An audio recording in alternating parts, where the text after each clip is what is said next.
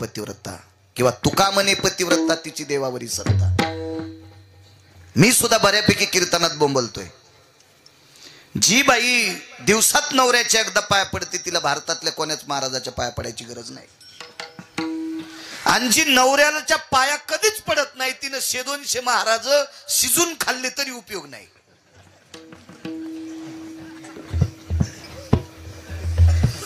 तेव्हा नियमाची चौकट आहे.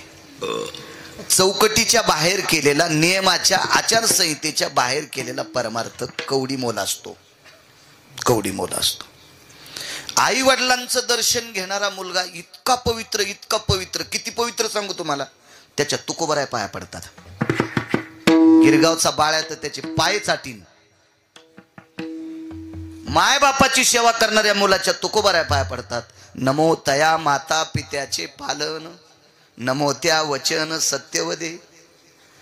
आई वडिलांचं पालन करणाऱ्या तुकोबाय म्हणतात मी त्याला नमस्कार करतोय. देऊतले मालक, काळाच्या थुत्रीत आणणारा महात्मा, काळाच्या बोखंडीवर पाय देणारा माल, मोक्षाला लाथ आणणारा माणूस, मोक्षाला कामाला लावणारा व्यक्ती, काळाला सलाम करायला लावणारी तुकोबर आहे. नाव ऐकल्याबरोबर तुकाराम तुकाराम नाम घेता कापे, एवढ्या अधिकारावर आरूढ असणारी तुकोबर आहे. आई वडिलांची सेवा करणाऱ्याला नमस्कार करतात. उद्धवानी प्रश्न केला, तसा श्रुतीने पण विचारला होता. उद्धवाचं सांगतोय, उद्धवानं विचारलं, ताई मी तुला नमूद केलं ग तुझ्या कपाळावर कुंकू आहे, आणि कपाळाला कुंकू असणाऱ्या बाईनं पदराकडनं नाटी फाडत नसतात. द्रौपदी बोलत नव्हती. उद्धवाला वाटलं आता हिचं चुकलंय, पण उद्धवाच्या मनातली हडाळी जात नव्हती. द्रौपदी चुकू शकत नाही इतकी खात्री मात्र उद्धवाला होती. उद्धव नवविधा भक्तीतलं एक रत्न आहे, नवविधा भक्तीतलं एक रत्न. बरं, उद्धवानं विचार केला, विटेवरचा मालक सख्या बहिणीपेक्षा द्रौपदीवर जास्त प्रेम करतो, त्या अर्थी द्रौपदी अधिकारी आहे, ही चुकणार नाही महाराज. म्हणून उद्धवाने पुन्हा तिसऱ्यांदा विचारलं, ताई एक बोलू का ग? काय दादा, मी तुला सावध केलं तर पदरा कुन्नाटी फाडू नये, तरी का फाडीस? टच टच टच डोळ्यातून पाणी आलं. आणि उद्धवाला सांगितलं, दादा ऐकायचंच तुला? हो. कपाळावर कुंकू असल्यावर पतिव्रतेनं पदराकडून नाटी फाडू नये मला पुराण माहित आहे, पण कपाळावर कुंकू किती दिवस ठेवायचे आणि कोण्या दिवशी पुसायचे हे ज्याच्या हातात आहे त्याच्याकरता नाटी फाडी रे उद्धवा, त्याच्याकरता नाटी. महाराज त्याला स्मरण नसल, त्याला आठवण नसल, त्याला माहित नसल आपल्यावर द्रौपदीचं इतकं प्रेम आहे.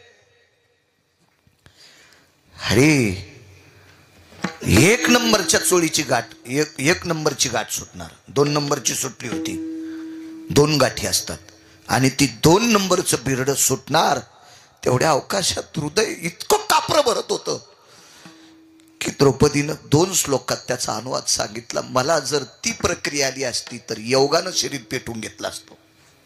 योगाच्या बळावर जसं या देशातल्या पवित्र स्त्रीनं एका हरामखोराचा शरीराला स्पर्श होऊ नये म्हणून विहिरीत वार करून घेतलं होतं.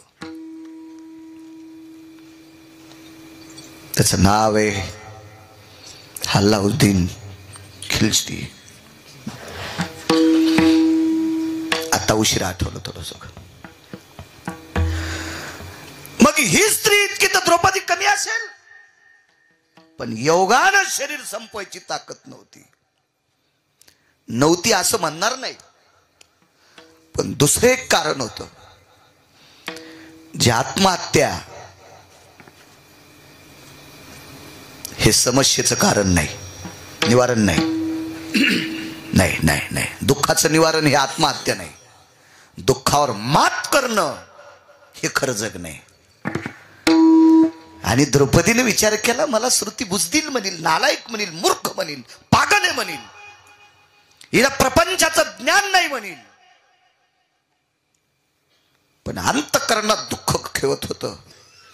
आणि सूक्ष्म अशी ओठ हृदयाला कळ लागली, आता हे बिरड सुटणार आणि पवित्र शरीर पापी पाहणार. किती ओठ फाकले असतील माहिती, फक्त तिळ जापुरते, तिळ तिळ. आगा ओष्टास अनने सुस्थिती तिळाघ्राती जायते पुराण सांगते. आणि तिळा एवढंच रूप धरलं पंढरपुरातल्या मालकानं, तिळा इतकंच. आणि त्या तिळा इतक्या रूपानं श्वासात प्रवेश केला आणि 2 हात शिल्लक झाले. 2 हात पहिले होते. डाव्या हातात तुपाचं बकेट आहे, उजव्या हातात बुटकं आहे. आणि 2 हात त्याच्याकरता तयार झाले. ताई, मी तुझ्या हृदयात आहे, मार सुटलेली गाठ सोडीची. हाक मारल्याबरोबर जगाचा मालक आला. ऐकुनी बहिणीची करुणा, हा केसर शिवडी, हा केसर शिवडी, हा केसर शिवडी, हा केसर शिवडी, हा केसर शिवडी, हा केसर शिवडी, हा केसर शिवडी, हा केसर शिवडी, हा केसर शिवडी. घालनी स्तंभ फोडी, घालनी स्तंभ फोडी. ऐशी कृपावंत कोण, ऐशी कृपावंत कोण, ऐशी कृपावंत कोण.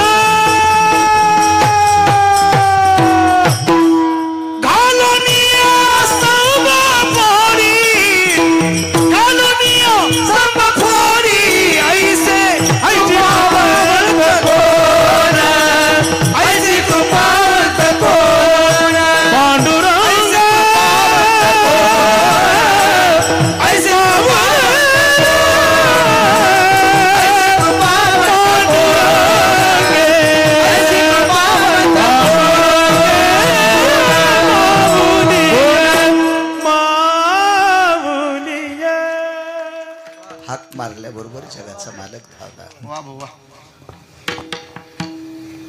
18 मिनिटं वेळ शिल्लक आहे आपला. मी मगाशी बोलून गेलो, देव भक्तांनी हाक मारल्याच्या नंतर त्याची जात पाहत नाही, त्याचा पंथ पाहत नाही, त्याची गरिबी श्रीमंती पाहत नाही, त्याचं कुळ पाहत नाही.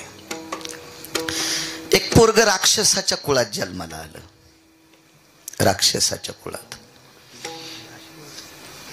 ह्या 18-19 मिनिटात 2 प्रसंग मांडतो, पूर्णविराम. तुम्हाला त्रास देणार नाही, मोठी माणसं आहात तुम्ही.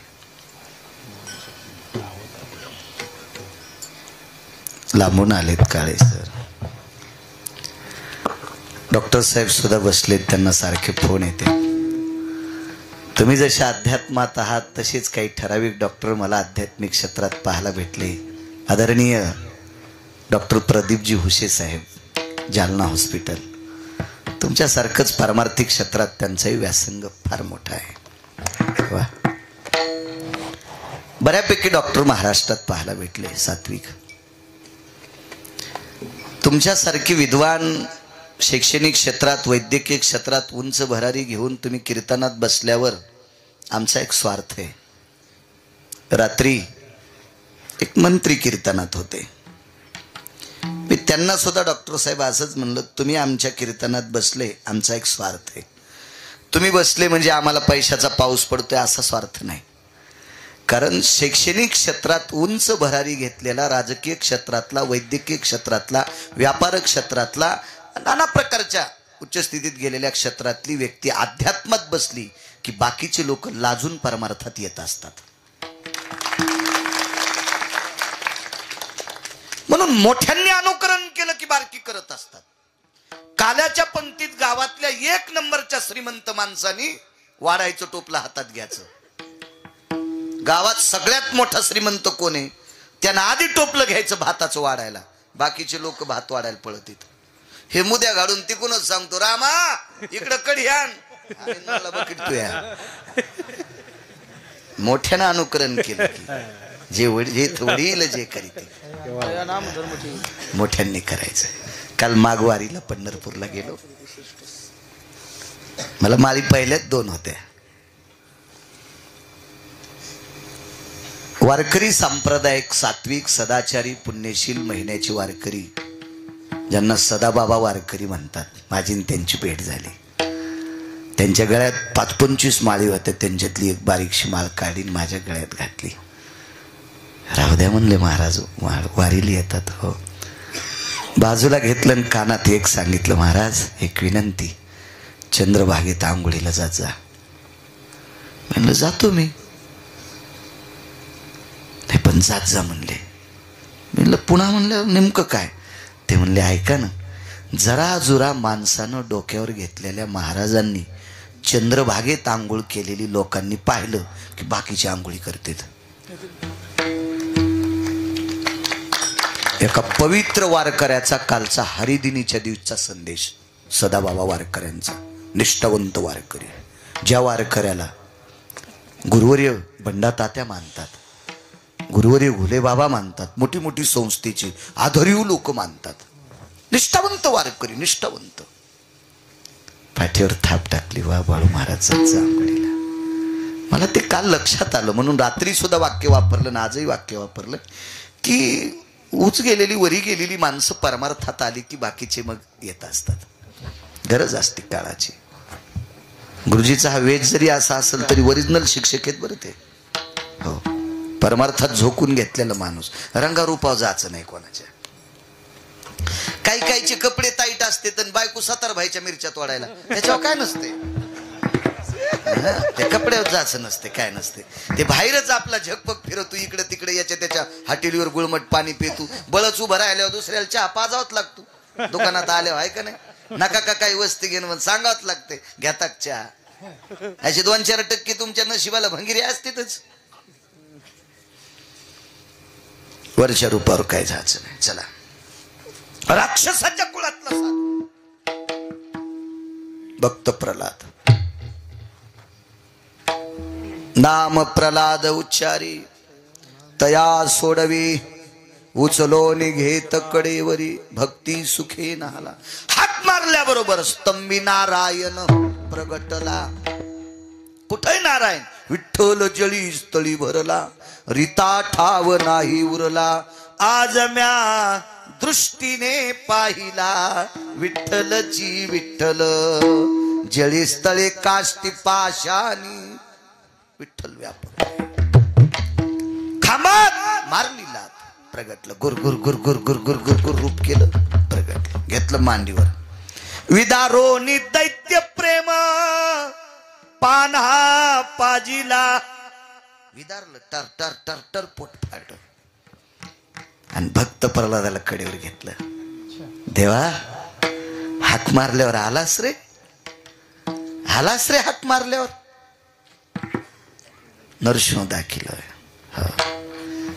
तिकडे ते कॉम्प्युटरवर बसलेले. वेळेत ज्याला कळतंय त्याला तर शहाणं म्हणत असते. विठाला विठाला.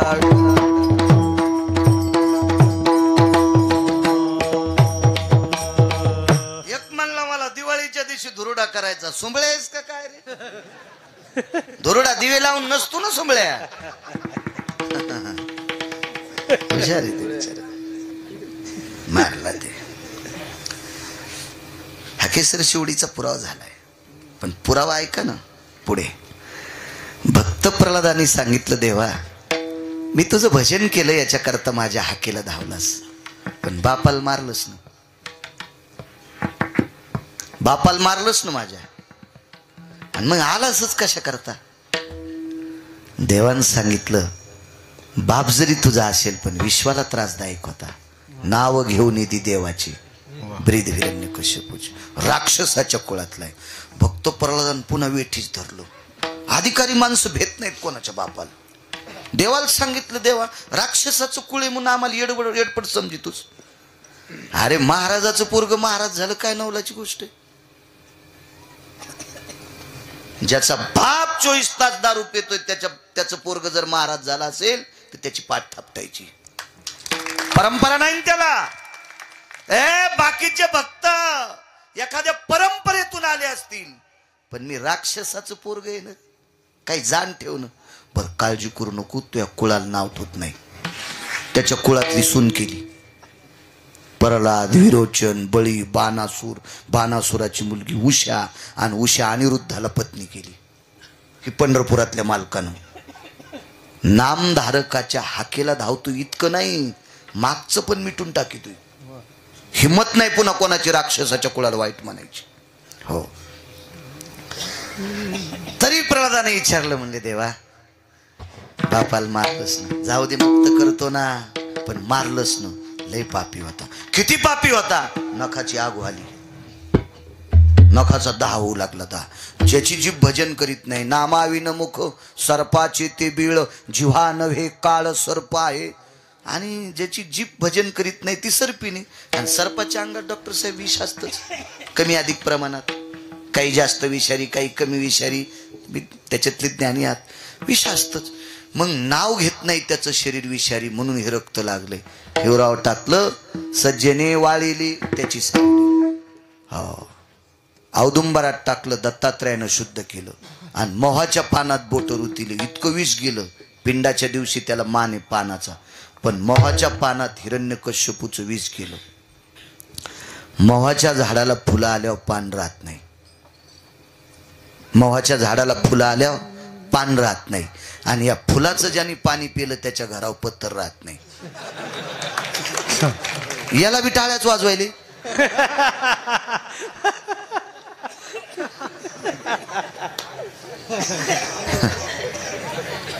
किती विष, किती विष.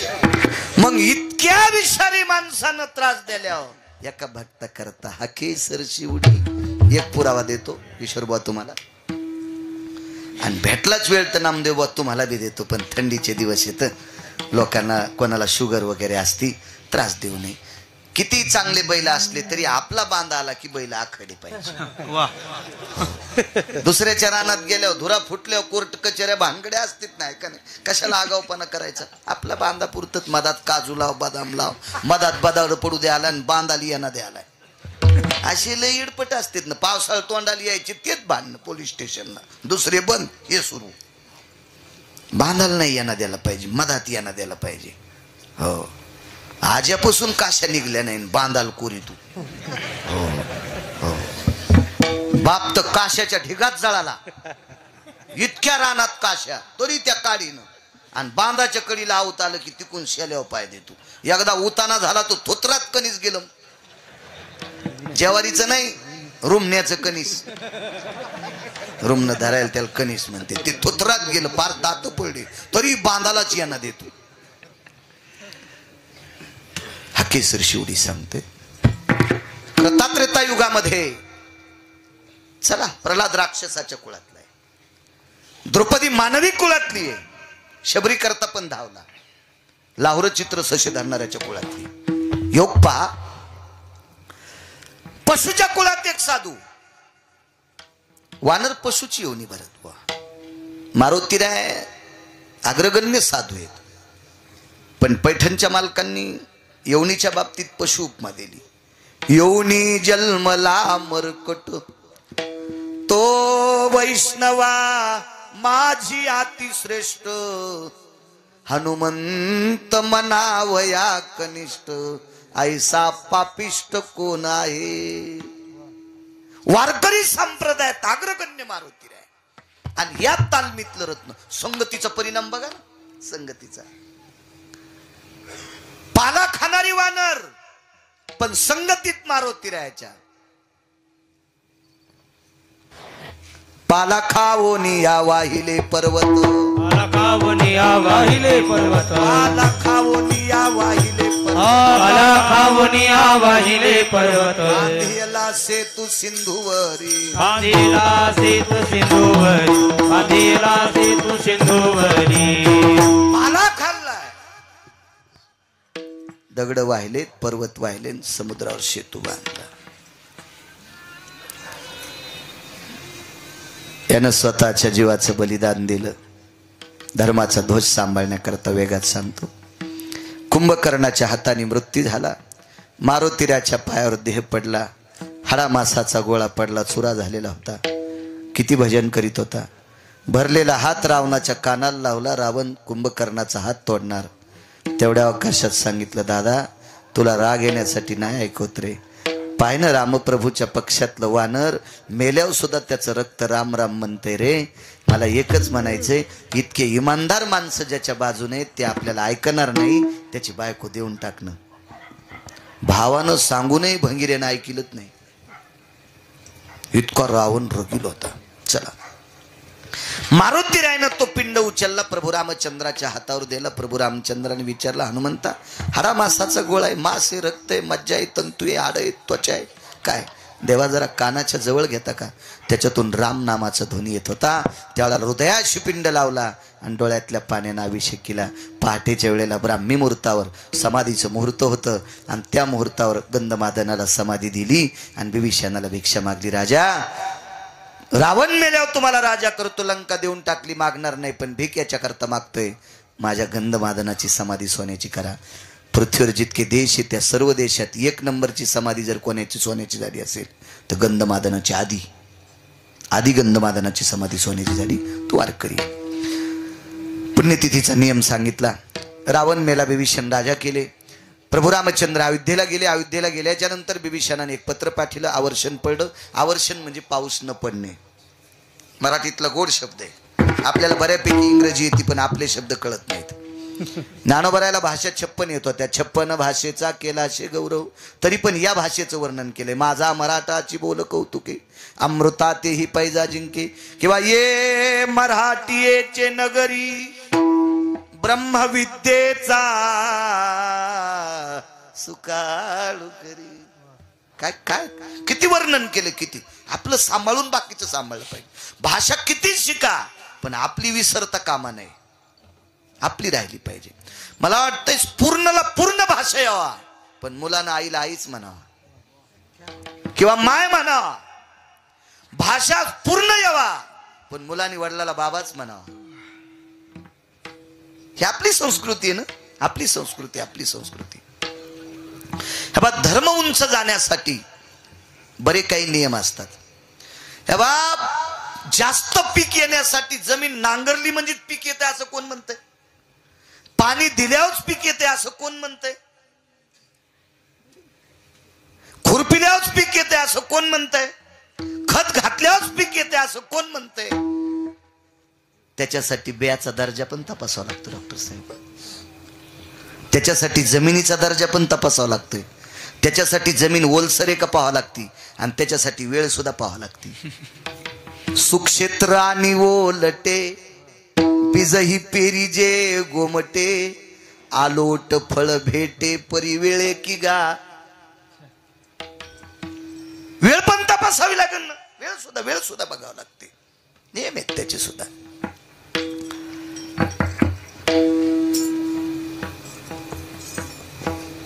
मळण धरते त्याला खळ म्हणतात. आणि खळ्यात मळलेलं मदन एका बाजूच्या जागेवर टाकतात. त्याला कोणती जागा म्हणतात? कॉपी करायची नाही.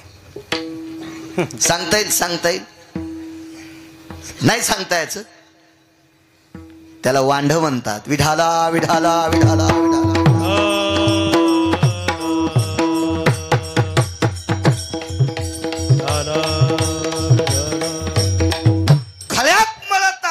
मदन बाहेर जाऊ नये म्हणून ज्वारीच्या पेंढ्या आवळून कडेला बांधतात. त्याला कोणता तट म्हणतात?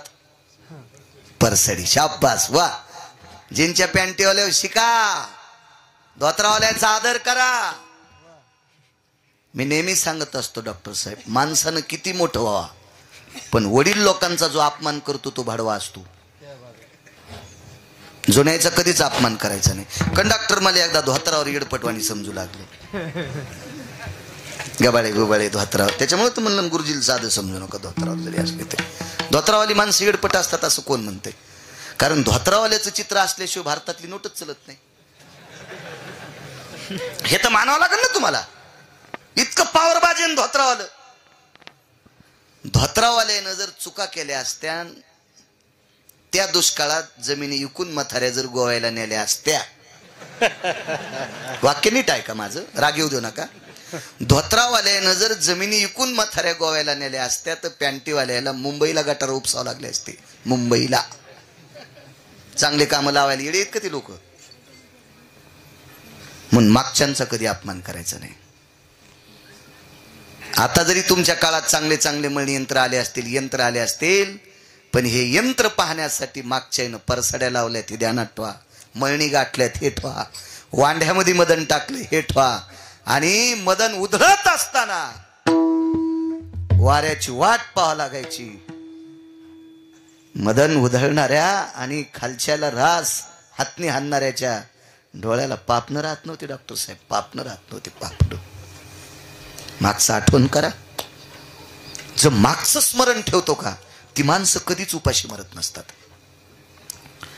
मोठ माहिती आहे ना तुम्हाला? मोठ मोठीला झुपलेल्या बैल दोन जागा ध्यानात ठेवतात, एक पुढची मागची. ज्या बैलाला मागची पुढची जागा कळत नाही का पंढरनाथ बुवा, ते बैल एक तर बगाडी रीत टाकीत, नाही तर बगाड मोठ आणणाराच्या बोकांडीवर वडीत येत. वाक्य ऐका ना माझं, पुढे ऐका. मागची आणि पुढची जागा. बैलाला पुढे दिसते, मागचं दिसत नाही. मागचं कसं दिसल? आपल्यालाही मागचं दिसत नाही.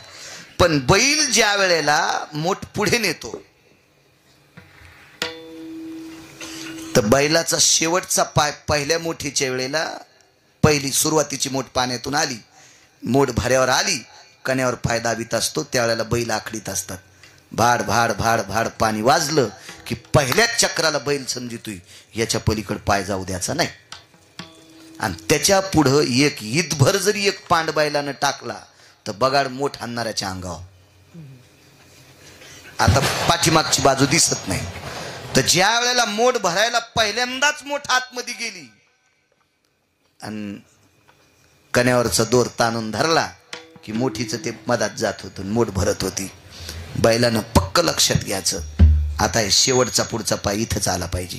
हा पाऊल जर एकदा मागं घेतला तर बगाड बैलन मोठ आणणारा इरीत. महाराज, बैलाला ज्ञान होतं मागचं आणि पुढचं. बैलाला मागचं आणि पुढचं ध्यान ठेवतं. ते बैल बैल बैल चांगल्या कपड्या घातलेल्या बैलाला अजून आखली नाहीत. डॉक्टर साहेब, त्या गोळ्या अजून उपलब्ध नाहीत, नाही तर दवाखान्यात मिळाल्या असत्या. ही वैचारिक अक्कल येण्यासाठी वैचारिक पातळी ज्यांनी सांभाळली त्या लोकांच्या सानिध्यात जावं लागेल. मागचं विसरू नका. जी माणसं जुनं विसरतात का ती माणसं सगळं मात्र करीत असतात. हा देश मोठ्यांना मानणारा आहे, आधारीव लोकांना मानणारा देश आहे.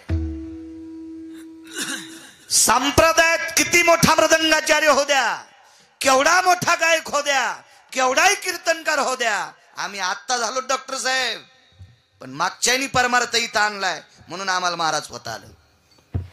मागच्यानी जर परमार्थ इथपर्यंत आणला नसता तर आम्हाला महाराज नसतं होता आलं. आता तुम्ही नशिबवान आहेत, तुम्हाला पकवाट ठोला 80-80 हजाराच्या बॅग येतात, याबद्दल दुमत नाही. आम्ही नशिबवान आहेत, तुम्ही नशिबवान आहेत.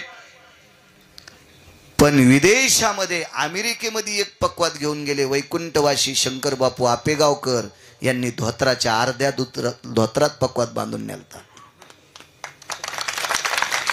ते वडील माणसांनी पक्वात तिथपर्यंत आणला, तुम्हाला इथं येता आलं. मागचे जे कीर्तनकार पायी पायी जाऊन कीर्तन केले त्यांच्यामुळे आजच्या गिरगावच्या बाळ्याला टपराच्या का होत नाही गाडीत बसायचा योग आलाय. त्याने जर इथपर्यंत परमार्थ नसता आणला तर आम्ही गाणेच म्हणले असते, याच्या त्याच्या दारात जाऊन गाणे म्हणावं लागले असते. म्हणून मागच्याचा कधी अपमान करायचा नाही. जी मोठ्यांचा अपमान करत असतात का त्यांचा दिवा कधी वाटोळीत असतो. बऱ्यापैकी लोकांना निंदा करायची सवय लागली, समोर आल्याच्या नंतर गोड बोलणार माघारी. जेने मुखे स्तवी तेची निंदे पाठी लावी, आईशी आधमाची जातीन त्याचे तोंडी पडो माती. समोर आल्याच्या नंतर स्तुती करायची, माघारी निंदा करायची, त्याच्या तोंडात माती पडेल सांगितले. येत कुलो भय जायते कुलक्षयाति सर्वस्थितायाम यत् प्राप्ते पुत्रे शुभय स्थितायाम अनिष्टोकारास्त तेवच. 2 पाप सांगितले. असं करणाऱ्या व्यक्तीला वंश वाढत नसतो एक, किंवा वाढा वंश तर मूर्ख लेकर जन्माला येत असतात 2. विठाला विठाला विठाला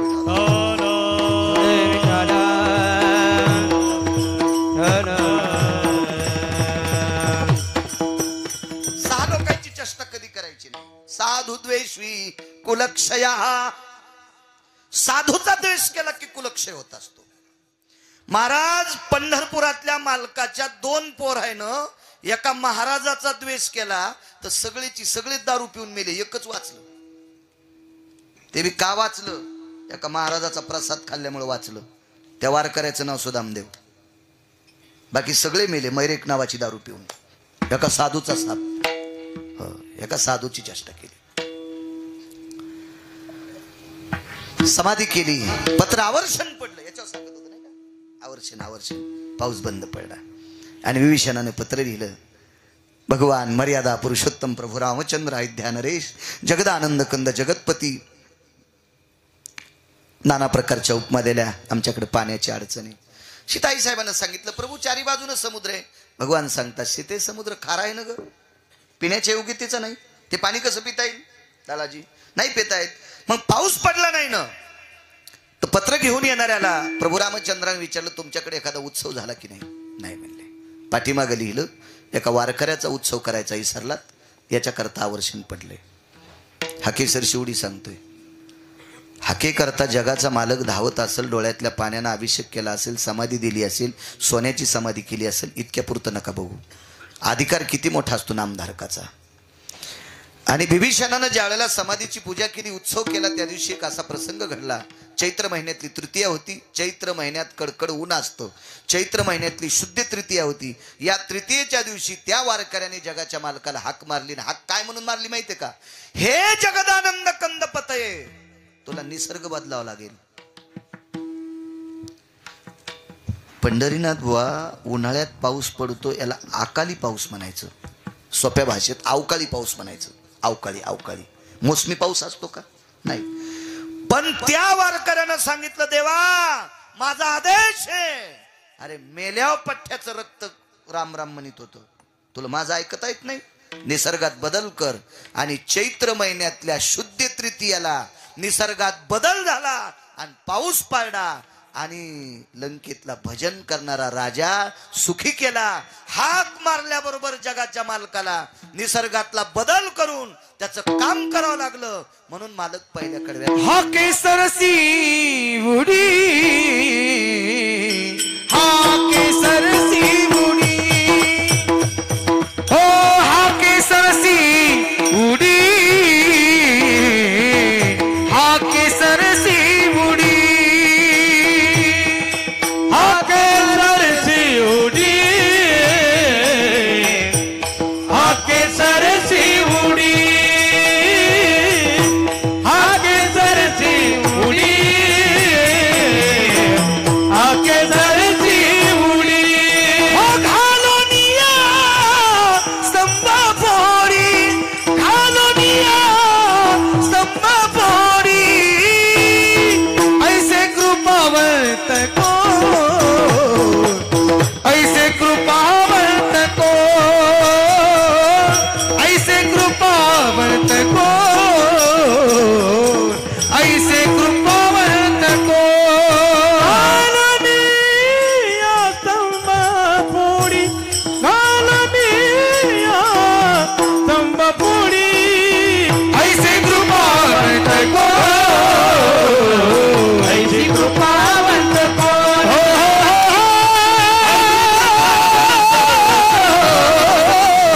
ऐसे